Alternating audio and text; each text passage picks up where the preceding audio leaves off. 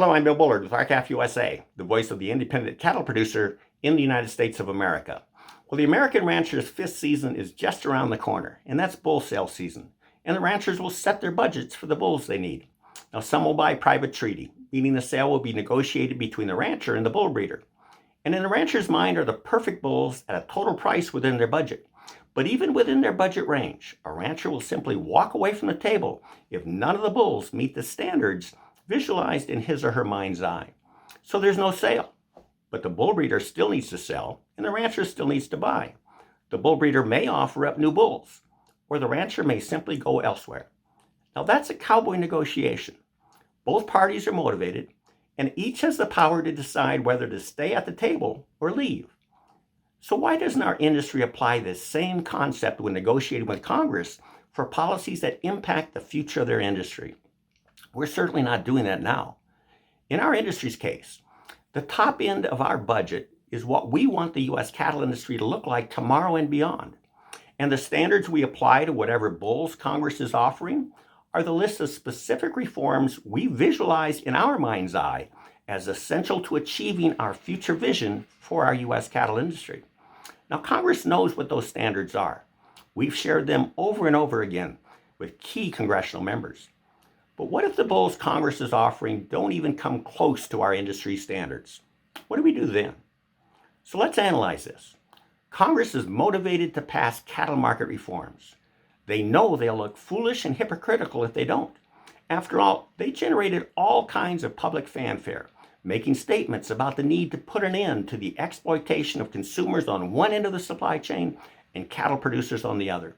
They wrote untold numbers of letters essentially demanding that U.S. regulators investigate what they called a very serious problem in need of a solution. So yes, Congress is highly motivated to enact cattle market reforms. Indeed, they know the buck stops with them. And cattle producers are equally motivated to achieve reforms. After all, they know better than anyone how dysfunctional the market has become under current policies, and they want corrections made for themselves, their children, and their grandchildren. So what do we do when Congress offers up an inferior bull? What if Congress invokes the gold nugget of salesmanship by telling the industry, that's the best you can get. Better take it or you'll get nothing at all? Congress did just that. It's flaunting an inferior compromise known as the Fisher-Grassley Compromise Bill. It's Senate Bill 3229.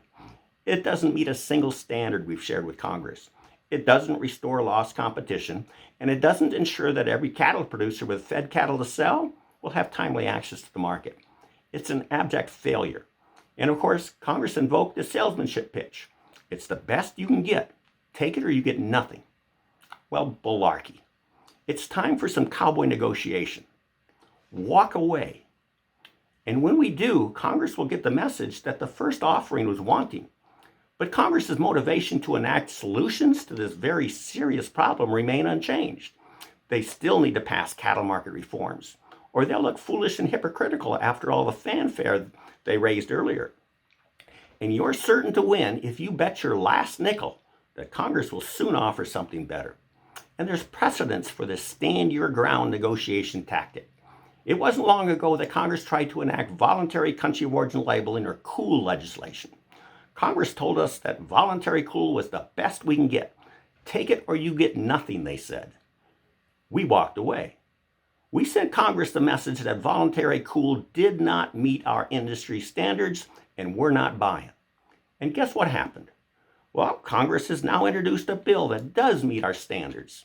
It's the American Beef Labeling Act of 2021. It's mandatory country of origin labeling for beef. It's what we asked for. We can afford not to achieve our vision for the future of our U.S. cattle industry. And in order to achieve it, we must have legislation that meets our standards. So consider this. If cattle producers don't negotiate like they mean it, then who in the world is going to save your industry as you know it today? So call both your senators today. Tell them to kill Senate Bill 3229 and tell them to try again. You have the power to do that. But do it only if the future of your industry is important to you. So please go to our website at labelOurBeef.com to learn more. Have a productive week. Thank you and goodbye.